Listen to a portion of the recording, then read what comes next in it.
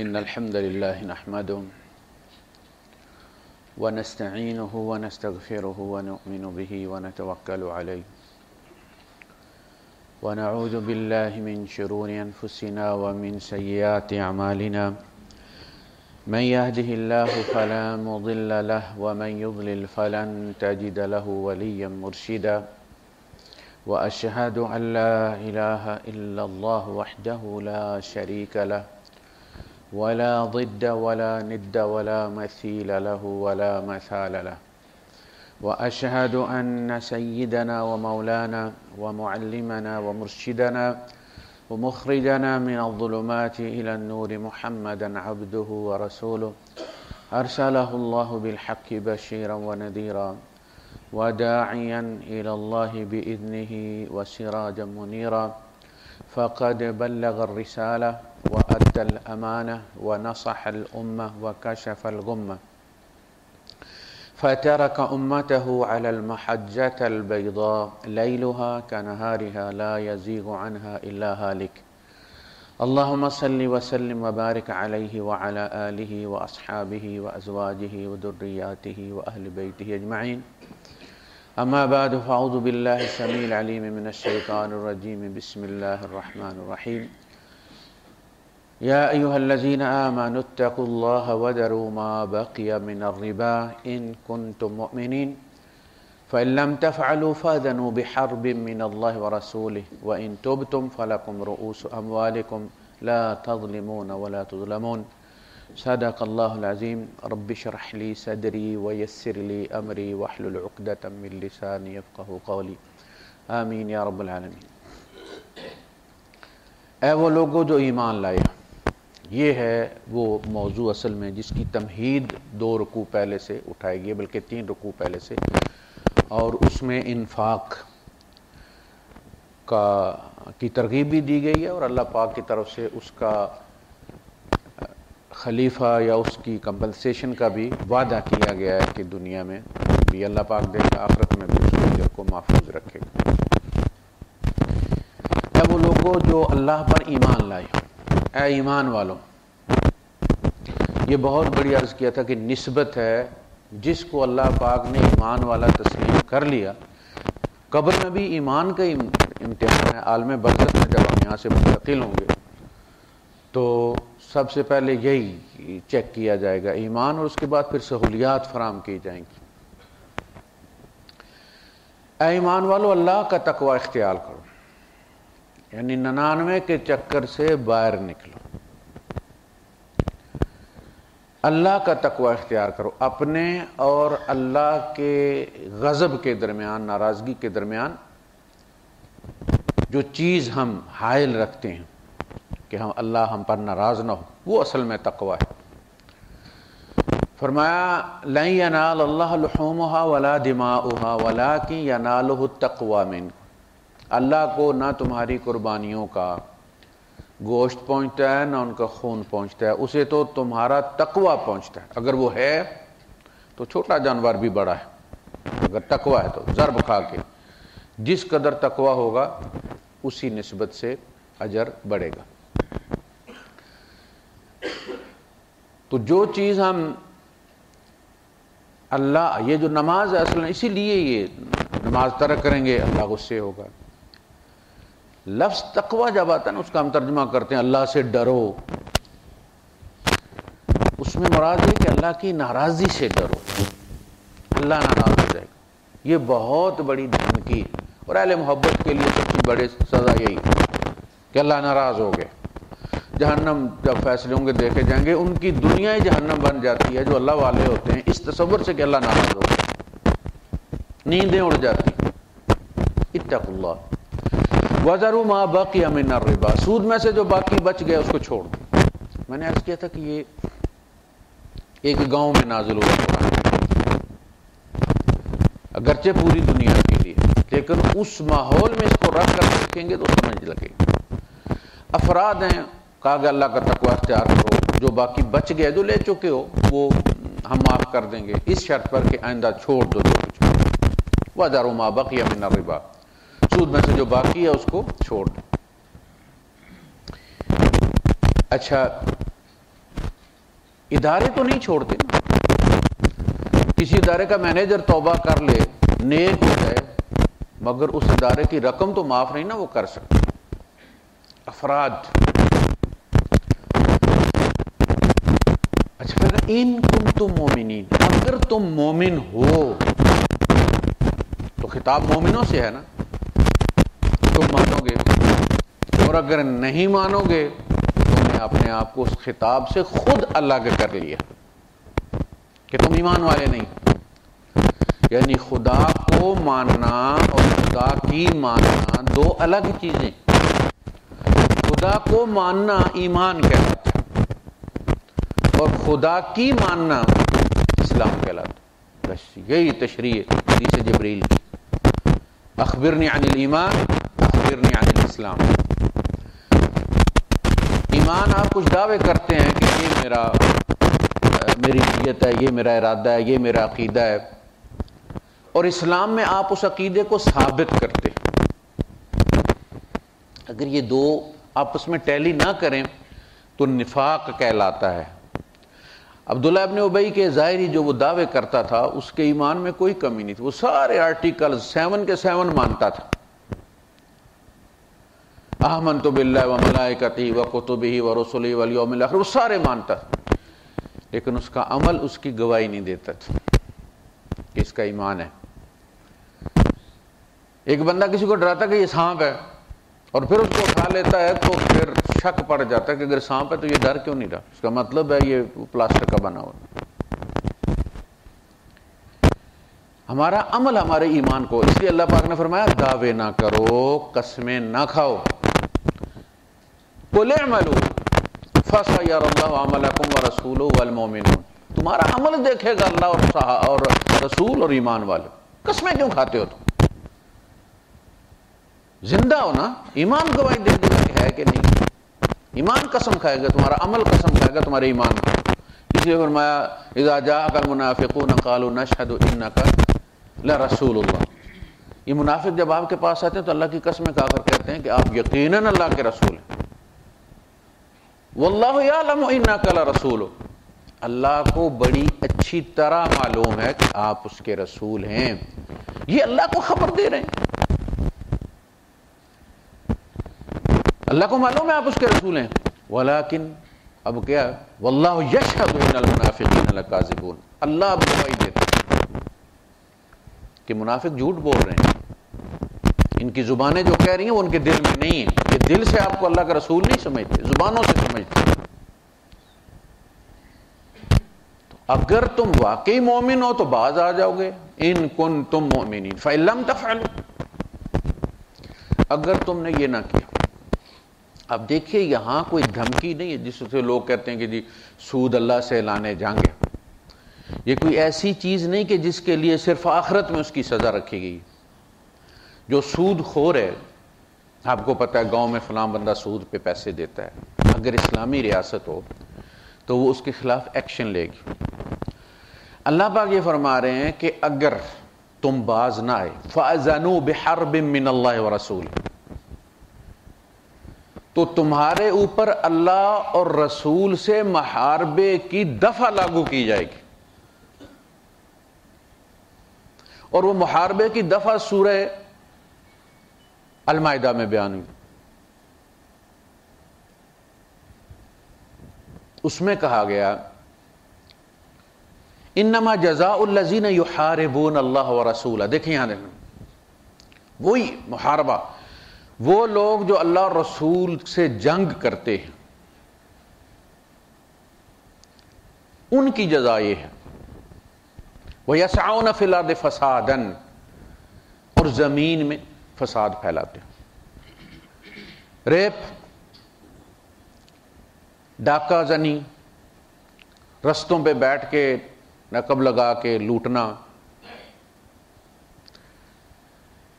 اور سود خوری. اللہ پاک ان کو کیا کہہ رہا ہے؟ فَأَذَنُوا بِحَرْبٍ مِّنَ اللَّهِ وَرَسُولِهِ. تو ان کی جزا کیا جو اللہ رسول سے جنگ کرتے ہیں؟ انما جزاء الذین یحاربون اللہ ورسولہ ویسعون فی الارض فسادا ان یقتلوا او یصلبوا او تقطع ایدیہم وارجلهم من خلاف او ینفوا من الارض. یہ ساری سزائیں ان میں سے کوئی بھی دی جا سکتی، ساری بھی دی جا سکتی ہیں، کوئی بھی دی جا سکتی۔ اگر کسی سود خور کی ایف آئی آر کٹے، اس کو ہمارے یہاں یہ قانون جو ہمارے یہاں ہے حدود کا، اس میں یہ 17 حرابہ جو ہے اللہ رسول سے جنگ، یہ دفعہ موجود ہے۔ یہ ڈکیتی والے جو کوچیں لوٹتے ہیں اور یہ جو اسٹریٹ کرائمز ہیں، ان کے لیے یہ باقاعدہ موجود ہے، لگاتا کوئی نہیں ہے۔ 17 حرابہ ہمارے قوانین حدود میں موجود ہے، لگائیں ذرا، دیکھیں پھر کرائمز ختم ہوتے ہیں کہ نہیں ہوتے۔ کرائم ختم ہو گئے تو وکیلوں کی روزی ماری جائے گی۔ جج بھی اپنے بیٹے کو وکیل ہی بناتا ہے نا، جج ڈائریکٹ تو نہیں لگتا، پہلے وکیل ہی ہو کر آتا ہے، وہ بھی ویکینسیاں ڈھونڈتے ہیں نا۔ جرائم جتنے بڑھیں گے بڑا بھی لگ جائے گا جج، چھوٹا بھی لگ جائے گا جج۔ ختم کون کرنا چاہتا ہے؟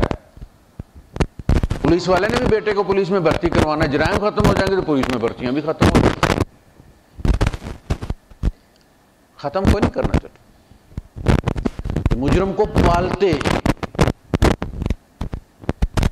تاکہ بھرتیاں چلتی رہیں۔ تو اللہ پاک یہ فرما رہے کہ اگر تم سود سے باز نہ آئے، فَأْذَنُوا بِحَرْبٍ مِّنَ اللَّهِ وَرَسُولِهِ وَإِن تُبْتُمْ، اگر تم نے توبہ کر لی تو پھر فَلَكُمْ رُءُوسُ أَمْوَالِكُمْ، تمہارا حق صرف تمہارے راس المال پر ہے، جتنا تم نے دیا ہے بس اتنے پر۔ لا تظلمون ولا تظلمون، نہ تم کسی پر ظلم کرو نہ تمہارے اوپر ظلم کیا جائے۔ یعنی شریعت کی اساس یہ ہے، وہ آپ کی 2 آنکھیں روکتا ہے، آپ کی 2 آنکھیں روکتا ہے کسی عورت کی بد نظری سے، اور 3 ارب آنکھوں کو روکتا ہے آپ کی بیوی کو دیکھنے سے۔ لا تظلمون ولا تظلمون، نہ تم دوسروں کی سے بد نظری کرو نہ دوسرے تمہاری سے بد نظری کریں، تمہاری تو 2 آنکھیں ہیں۔ 1.5 ارب مسلمانوں کی 3 بار آنکھیں، وہ تمہارے، تم کہتے ہو تمہارے اوپر ظلم کیا جا رہا ہے، تمہارا دل کرتا ہے کہ دیکھنے جی اللہ نے خوبصورت چہرے بنائے اس لیے کہ جی دیکھے جائیں۔ سرکار آپ کی بہن بھی اللہ نے ہی بنائی ہے، دوسروں کی آنکھیں بھی اللہ نے بنائی۔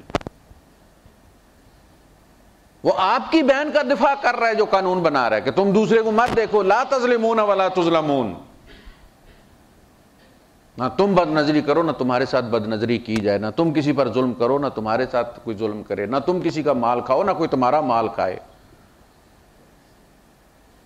ہم یہ سمجھتے ہیں کہ جی شریعت پابندیاں لگاتی ہے، جی وہ فلاں کرتی ہے ڈینگ کرتی ہے، شریعت آپ کے فائدے کے لیے پابندی لگاتی ہے۔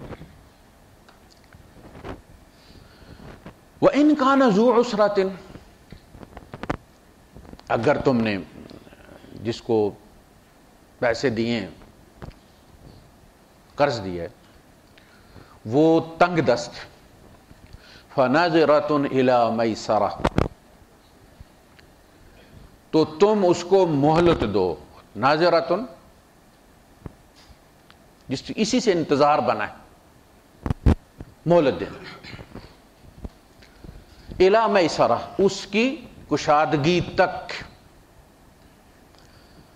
اور اس کا اجر روایت میں یہ بتایا گیا ہے کہ جب تم تاریخ مقرر کر کے دین دیتے ہو، یا ایھا الذین آمنوا اذا تداینتم بدین الی اجل مسمى، تو وہ مدت گزرنے کے بعد جب تم کسی کو مہلت دیتے ہو، وقت دیتے ہو، تو ہر روز اتنی رقم صدقہ کرنے کا اجر تمہارے نامہ اعمال میں جاتا ہے جتنی تم نے دی ہے۔ اس لیے اس پہ بحث ہوئی کہ معاف کر دینا، آگے لگا وَأَن تَصَدَّقُوا خَيْرٌ لَكُمْ، اگر تم معاف کر دو تو تمہارے لیے بہتر ہے۔ کچھ لوگ کہتے ہیں کہ جی ان معنوں میں بہتر ہے کہ اس بندے کی فکر ختم ہو جائے گی، یہ اصل میں جس نے لیا ہوا ہے اس کے لیے بہتر ہے کہ اس کی فکر ختم ہو جائے گی، لیکن جس نے دیا ہوا ہے، جس کو ہر روز اتنا اجر مل رہا ہے، وہ کہتے ٹھیک اجر ہی آ رہا ہے نا، ٹائم دیتے رہتے ہیں۔ وَأَن تَصَدَّقُوا خَيْرٌ لَكُمْ إِن كُنتُمْ تَعْلَمُونَ، اگر تم جانتے، کیا جانتے ہو تم؟ اگر تم جانتے ہو تو تم اس کو صدقہ کر دو، اس بندے کو۔ جانتے کیا ہو کہ اس زندگی کے بعد اصل زندگی ہے، اور وہی اصل زندگی ہے۔ وَإِنَّ الدَّارَ الْآخِرَةَ لَهِيَ الْحَيَوَانُ، جس کو زندگی کہتے ہیں وہ آخرت کی زندگی۔ اس زندگی کے لیے اس زندگی سے لوگ چنے جا رہے ہیں، یہ ٹرائلز کی زندگی ہے کہ تم ثابت کرو کہ تم زندگی کے، وہ جو رب کے پڑوس کی زندگی ہے اس کے قابل ہو۔ بس دنیا کی زندگی اس کے سوا کچھ نہیں ہے۔ اگر تم جانتے ہو کہ کوئی اور زندگی ہے، میں نے فیس بک پہ بھی لکھا ہے کہ کہیں جنوبی امریکہ میں کوئی کارپینٹر تھا، کسی بندے کے یہاں کام کرتا تھا کسی کمپنی میں، سردی پڑتی تھی، لکڑی کے گھر بناتے تھے وہ لوگ برفیلے علاقوں میں، اور بہت خوبصورت بنتے ہیں۔ 30-35 سال اس نے کام کیا، اور اس کے بعد اس نے کہا کہ بھائی بس ہو گئی ہے بار یار، اب بچوں کو ٹائم دینا چاہیے، 4 پیسے جڑ گئے ہوں گے۔ تو وہ باس کے پاس گیا اور اس نے جا کے کہا کہ میں اب کام چھوڑنا چاہتا ہوں، ریسٹ کرنا چاہتا ہوں، بہت کام کر لیا میں نے۔ اس نے کہا دیکھو سوچ لو تم، یہاں 60-65 سال کے بعد بھی جب ہم جاتے ہیں یہاں سے پاکستان تو کہتے ہیں باقی زندگی رہ ہی کتنی گئی ہے، 5-7 سال ہیں یار گزر ہی جائیں گے، پتہ تو کل کا بھی نہیں، جوان آج کل مر رہے ہیں ہارٹ اٹیک میں، لیکن پاکستان جا کے 2 مہینے گزارنا بھی مشکل ہو جاتا ہے۔ سوچ لو، اس لیے جو کام چھوڑنے کی بات کرتا ہے اس لوگ کہتے ہیں تو چھٹی چلا جائے یار، وہ چھٹی جاتا ہے تو شکر کرتا ہے کہ میں نے کینسل نہیں کروایا تھا۔ اس نے کہا نہیں میں نے اب من بنا لیا ہے۔ تو اس نے کہا اچھا ایسا کرو کہ یار آخری پروجیکٹ کرو، تم 1 کلاس 1 گھر تیار کر دو، ہماری یادگیری رہے گی۔ اب اس نے کہا ٹھیک، اتنا عرصہ کام کیا تو ایک گھر بھی بنا دیتے، لیکن چونکہ اس کا دل اٹھ چکا تھا، اب اس نے وہ جو گھر بنایا وہ اس توجہ سے نہیں بنایا جو پہلے وہ کیا کرتا تھا، نہ مٹیریل پہ اس نے کوئی توجہ دی، نہ نگرانی کی، جیسے تیسے کر کے اس نے پروجیکٹ مکمل کیا، گھر بن گیا۔ تو گیا اور باس کو جا کے کہا کہ جی وہ پروجیکٹ ہو گیا ہے اور اب میں آپ سے اجازت چاہوں گا۔ وہ مسکرایا، اس نے کہا اچھا۔ پھر اس نے وہ اپنے دراز کھینچی، اس میں سے چابی نکالی، وہ چابی اسی گھر کی تھی، اور اس نے کہا میں آپ کو سرپرائز دینا چاہتا تھا، آپ نے ہماری کمپنی کی اتنی خدمت کی ہے، یہ گھر اصل میں آپ کا ہی تھا اور یہ اس کی چابی۔ اب اس بندے کو جو افسوس ہو، اے کاش مجھے پہلے پتا ہوتا، یہ میں اپنا گھر بنا رہا ہوں۔ پھر مٹیریل جو وہ اختیار کرتا، پھر جو نکس ایک درست کرتا، وہ باہر نکلا اور جس چیز پہ اس کو عیب نظر آیا نا، اس کے منہ سے ایک ہی بات نکلتی تھی، اے کاش مجھے پہلے پتا ہوتا۔ یہ وہ بات ہے جو اللہ پاک نے فرمایا، یقول یا لیتنی قدمت لحیاتی، اے کاش مجھے پتا ہوتا، میں اپنے لیے بھیج رہا ہوں، میں اچھا مال اللہ کی راہ میں دیتا، اگر مجھے یہ پتا ہوتا کہ یہ میں اپنی کارگو کروا رہا ہوں، میں اچھا بیچتا، مجھے پتا ہوتا کہ یہاں بھی زندگی ہے، میں یہاں کا بھی سامان کرتا۔ اے کاش ان کنتم تعلمون، اگر تم جانتے ہو کہ آگے بھی کچھ بیچنا ہے تو اس کی ایک ہی برانچ، بیچنے والی بھی اور وہاں سے وصول کرنے والی بھی، اور وہ اللہ ہے، اس کی راہ میں۔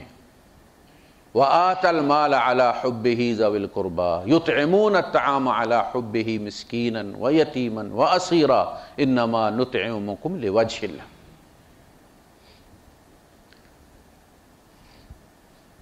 اس کے بعد آخرت کی زندگی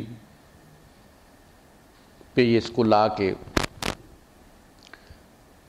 اس کے بعد فرمایا اس دن سے ڈرو، واتقوا یوما ترجعون فیہ الی اللہ، اس دن کا خیال کرو جس دن تم نے اللہ کے سامنے جانا، اس کے پاس پلٹ کر جانا۔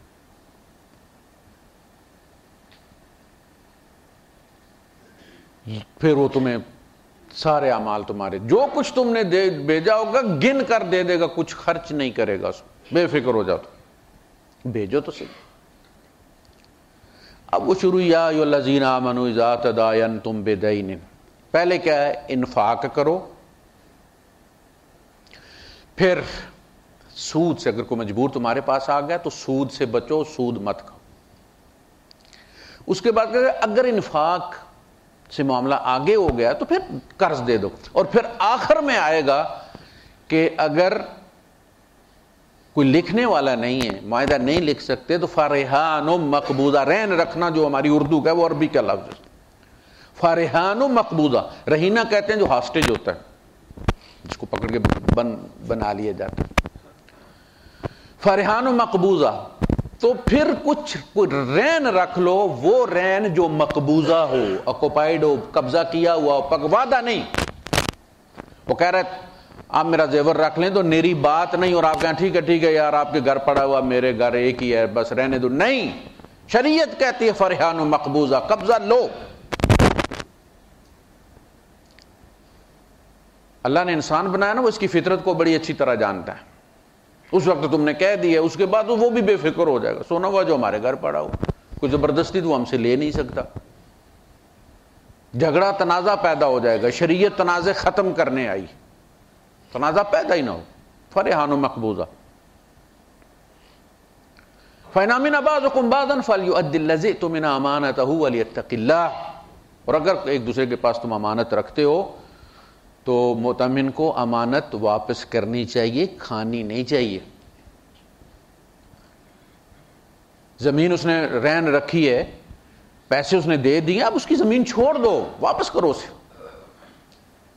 اب تم لگے کہ نہیں جی وہ اگلی فصل بھی اور فلاں فصل بھی اور سونے کا ریٹ ایسے ہو گیا اور یہ ہو گیا اور فلاں ہو گیا، کھانے کے چکر میں نہیں، اب اس کے بعد اس کا ایک دانہ بھی تمہارے اوپر آرام ہے،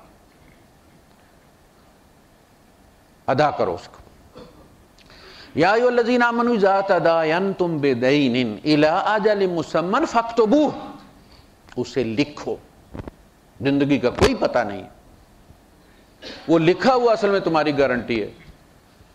تم اولاد کے پاس بعد میں جاؤ کہ جی وہ اس نے کیا تھا، جی لیا تھا آپ کے باپ نے، کہا جی باپ سے لے لو جا کے، لکھا ہوا ہوگا، وہ دینے کے پابند ہوں گے۔ دوستی یاری میں لوگ نہیں لکھتے، شاید اس کو برا سمجھتے ہیں، یہ اللہ کا حکم ہے، اور بعد میں وہ کہتا ہے دے دیے، یہ کہتے ہیں نہیں دیے، وہ کہتے ہیں اتنے دیے، وہ کہتا ہے اتنے دیے، اور 40 سال کی یاریاں اس پہ خراب ہو جاتی ہیں، چند 100 روپے پہ۔ زیادہ اماؤنٹ ہو تو یاد بھی رہ جاتی ہے، اب 300-400 کسی نے دیا ہے تو وہ کہتا ہے یار میں نے شاید تو اگلی تنخواہ میں تمہیں دے دیا تھا، وہ کہتا ہے نہیں دیا تھا، کہتا ہے یار میں نے دے دیا تھا، اب اس پہ جھگڑا شروع ہو گیا، 300-400 کی خط۔ فاکتبوا وَلْيَكْتُبْ بَيْنَكُمْ كَاتِبٌ بِالْعَدْلِ، کاتب عدل کے ساتھ لکھیے، نہیں کیونکہ لکھوانے والا کچھ اور لکھوا رہا ہو، دوسری پارٹی ملی ہوئی، اس لیے فرمایا کہ لکھوائے وہ جو قرض لے رہا ہے، دینے والا نہیں۔ وَلْيُمْلِلِ الَّذِي عَلَيْهِ الْحَقِّ وَلْيَتَّقِ اللَّهَ رَبَّهُ وَلَا يَبْخَسْ مِنْهُ شَيْءٍ، وہ اپنے رب سے ڈرے اور اس میں کوئی کمی بیشی نہ کرے، لیکن لکھوائے وہ۔ فَإِنْ كَانَ الَّذِي عَلَيْهِ الْحَقُّ سَفِيهًا أَوْ ضَعِيفًا أَوْ لَا يَسْتَطِيعُ أَنْ يُمِلَّ فَلْيُمْلِلْ وَلِيُّهُ بِالْعَدْلِ، جو رقم لے رہا ہے اگر وہ بیوقوف نہیں لکھوا سکتا، سفیہن او ضعیفن، یا کمزور ہے نہیں بول سکتا، گونگا بھی ہو سکتا ہے،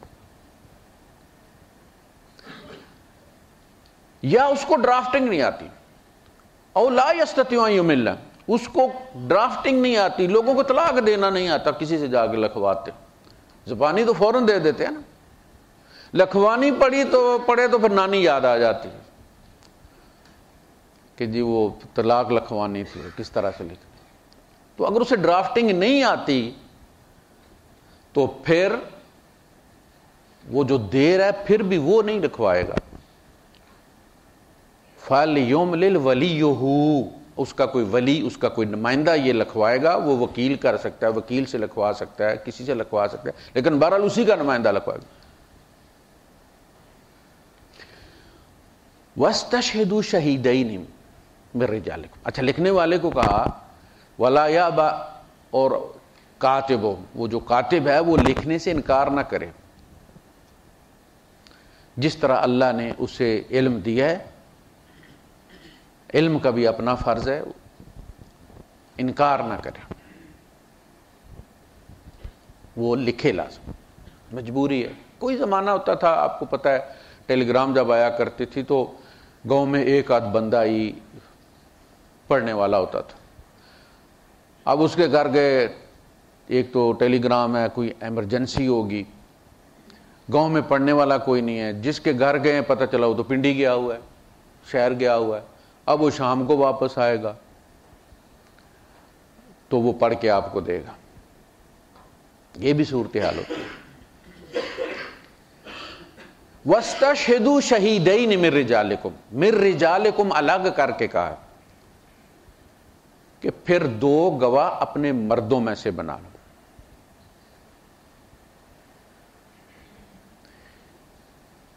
عورت کو اوائڈ کرو. لوگ کہتے ہیں جی وہ دو عورتیں ایک مرد کے برابر ہیں، ایسی بات نہیں. اللہ پہلے تو کہتا کہ عورت کو ڈالو ہی نہیں، مردوں کو لکھواؤ. کیوں؟ کس لیے لکھوایا جا رہا ہے؟ کہ تنازع پیدا نہ ہو. اگر کل تنازع پیدا ہو جاتا ہے، گواہ تم نے عورت لکھوائی ہوئی ہے، مجمع بیٹھا ہوا ہے، اور اب تم کہتے ہو میری بیوی تو نہیں چلے گی، اتنے بڑے مجمع میری بیوی تو عدالت نہیں چڑھے گی. بعض لوگوں میں تانا ہوتا ہے نا، ساری زندگی عورت گھر بیٹھی رہے گی، طلاق کا مقدمہ نہیں کرے گی کہ جی لوگ تانا دیں گے کہ عدالت چڑھی ہے جی کڑی اگلے آندھی. بھائی عدالت میں صحابیات گئی ہیں، اللہ کے رسول صلی اللہ علیہ وسلم کی عدالت ہی ہوتی ہے نا، سپریم کورٹ تھا نا. خواتین نے جا کے شکایت کی اپنے شوہروں کے خلاف، بچی نے جا کے اپنے باپ کے خلاف کی کہ اس نے میری مرضی کے بغیر اپنے بھائی کے بیٹے سے میری شادی کر دی، نکاح کر دی. حضور نے اسے بلا کے پوچھا آپ نے بچی سے رائے نہیں لی؟ انہوں نے کہا کوئی بچیوں سے بھی پوچھتا ہے، میں اس کا ولی ہوں. آپ نے اسے کہا اگر تو راضی ہے تو یہ نکاح. لڑکی کو مخاطب کیا آپ نے، اس مرد کو پھر مخاطب ہی نہیں کیا. اس نے کہا نا کہ لڑکیوں سے بھی کوئی پوچھتا ہے. اللہ کے رسول صلی اللہ علیہ وسلم نے اتنی کراہت کی ہے اس سے، اس کی اس بات پر کہ آپ نے اس کو نصیحت تک کرنا پسند نہیں فرمایا. آپ نے سیدھا لڑکی کو کہا کہ اگر تو راضی ہے تو یہ نکاح ہے، آیا بڑا ولی، اور اگر تو راضی نہیں ہے تو یہ نکاح کوئی نہیں. یہ ہے شریعت. تو عدالت میں لے کر آتی تھی، فیصلے ہوتے تھے، مشورہ لیتی تھی خواتین. اللہ کے رسول دو بندے میرے پاس نکاح کی، غزوہ احد میں ان کا شوہر شہید ہو گیا تھا، بیوہ تھی، تو دو رشتے آئے. ان کا ایک معاویہ بن ابو سفیان رضی اللہ تعالیٰ عنہ جو بعد میں خلیفہ بنے، اس وقت ان کی حالت کیا تھی، اور ایک اور صاحب تھے. تو آپ نے فرمایا جہاں تک معاویہ کا تعلق ہے اس کے پاس تجھے کھلانے کے لیے کچھ نہیں. ایک وقت یہ بھی ان پر گزرا ہے کہ روٹی پوری نہیں ہوتی تھی.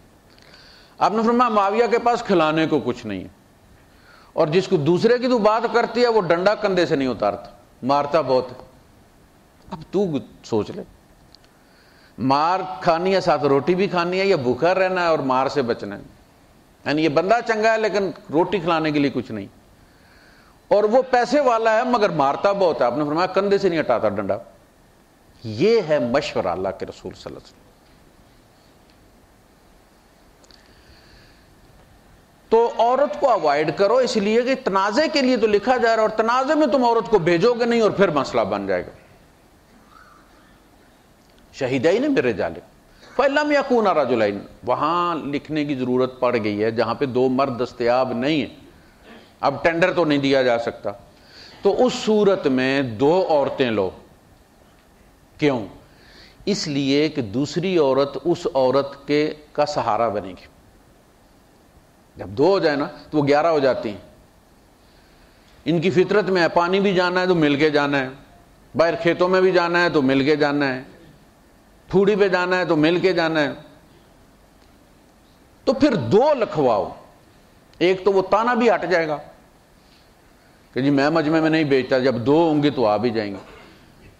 فَتُذَكِّرَ إِحْدَاهُمَا أَن تَضِلَّ إِحْدَاهُمَا فَتُذَكِّرَ إِحْدَاهُمَا الْأُخْرَى, اس لیے کہ اگر ان میں سے ایک بھٹک جائے تو دوسری اس کو راہ دکھا دے. اماؤنٹ کا معاملہ ہے, اگر ایک اس میں سے بھول جائے تو دوسری اس کو یاد دلا دے. اب آپ اندازہ کریں کہ یہ اسلام فیور کر رہا ہے, اسلام فیور کر رہا ہے عورت کی, گواہی کو عادہ نہیں کر رہا. وہ کہہ رہا ہے کہ ایک عورت کی فطرت شرم و حیا ہے, وہ مجمع کا سامنا نہیں کر سکتی. یہ صرف ہمارے یہاں نہیں, پوری دنیا میں 2% عورتیں بھی ڈاکومنٹری وٹنس نہیں بنتی.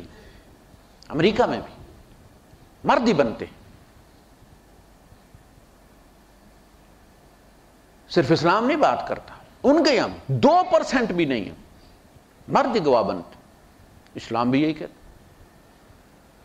گواہ کو بعض دفعہ ڈنڈا سوٹا بھی کرنا پڑ سکتا ہے دیہاتی ماحول میں. گواہ اصل میں گرنٹر بھی ہوتا ہے. اسی لیے چودھری کے یہاں لوگ جا کے چودھری صاحب کو بناتے ہیں گواہ, اس لیے کہ چودھری کٹوا کے بھی دے گا پیسے. پھر عورت کی فیور کر, عورت کی گواہی عادی نہیں کر رہا. عورت کی گواہی پوری ہے, بلکہ سوا ہے. دائی جو ہے وہ فیصلہ کرتی ہے, اس کی گواہی فیصلہ کرتی ہے کہ بچہ مردہ پیدا ہوا تھا یا زندہ پیدا ہوا تھا. ایک صحابی تھے, ان کی شادی ہو گئی, مکے میں رہتے تھے وہ. ایک مانگنے والی ہے حبشی عورت, اور اس نے کچھ مانگا اور اس نے کہا چھٹی کرو بھائی کوئی نہیں. اچھا, اس نے میاں بیوی کو دیکھا, جب شوہر سے نہیں ملے تو ظاہر ہے پھر اس نے جا کے بیوی کو بھی کوشش کی کہ اس سے مل جائے. جب اس نے ان دونوں کو دیکھا اس نے کہا تم دونوں کی شادی کیسی ہوئی ہے, میں نے تو تم دونوں کو دودھ پلایا ہوا ہے. اب گڑبڑ ہو گئی. ان کی بیوی نے کہا کہ میاں جاؤ جا کے مسئلہ پوچھ کے آؤ. یہ تو ان کا نہیں ایسے ہی پیسے نہیں دیے تو اب یہ انتقام لے رہی ہے ہم سے. لیکن بیوی نے کہا نہیں. اب انہوں نے وہاں سے گھوڑا لیا اور پھر وہ مدینہ آئے اور آ کے اللہ کے رسول صلی اللہ علیہ وسلم سے پوچھا کہ اللہ کے رسول اس طرح اور یہ معاملہ ہے.